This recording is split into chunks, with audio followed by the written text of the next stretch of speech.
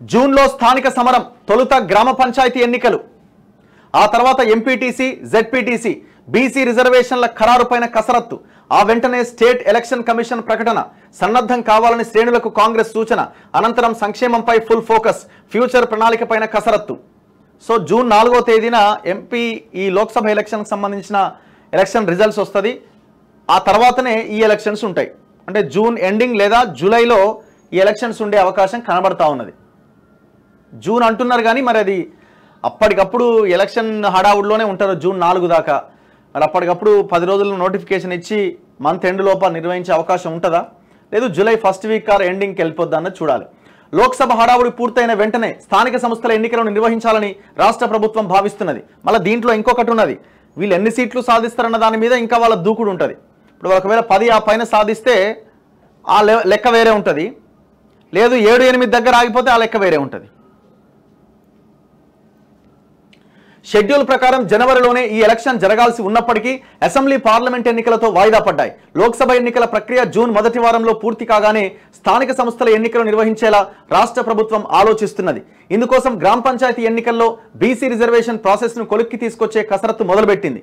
ఈ విషయంపై రాష్ట్ర బీసీ కమిషన్కు గతంలోనే స్టేట్ ఎలక్షన్ కమిషన్ లేఖ రాసింది. ఇక ప్రభుత్వం నుంచి ఆదేశాలు వెళ్లగానే రిజర్వేషన్లు ఖరారు కాబోతున్నాయి. ఆ వెంటనే స్టేట్ ఎలక్షన్ కమిషన్ ప్రకటన చేయనున్నది. ఈ ఎన్నికలను దృష్టిలో పెట్టుకుని రాష్ట్ర ప్రభుత్వం ప్రాథమిక స్థాయిలో ప్రణాళికను సిద్ధం చేసుకున్నది.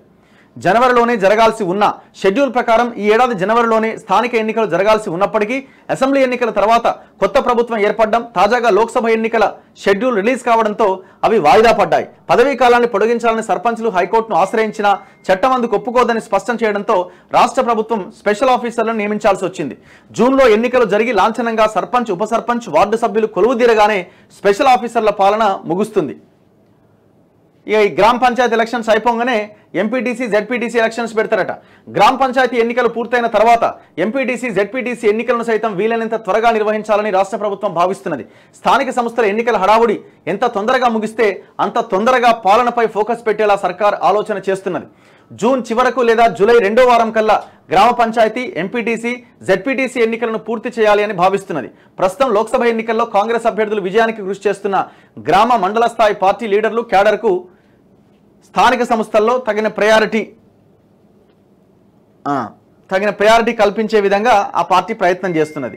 సో ఇప్పుడు గ్రామ పంచాయతీ, ఇప్పుడు కాంగ్రెస్కి ఒక అడ్వాంటేజ్ ఏంటంటే ఇప్పుడు మీకే టికెట్ అని ఇట్లా గ్రామ పంచాయతీలో ఉన్న నాయకులను కూడా వాళ్ళ హోల్డ్లో పెట్టుకోవడానికి అవకాశం ఉంటుంది. సరే, ఇవి పార్టీ సింబల్ మీద సర్పంచ్ ఎలక్షన్స్ జరగకపోయినా పార్టీ ప్రతిపాదించిన క్యాండిడేట్ ఒకడు ఉంటాడు కదా. సో అట్లా లేదు, గ్రామ స్థాయిలో, మండల స్థాయిలో ఉండే క్యాండిడేట్స్ వీళ్ళంతా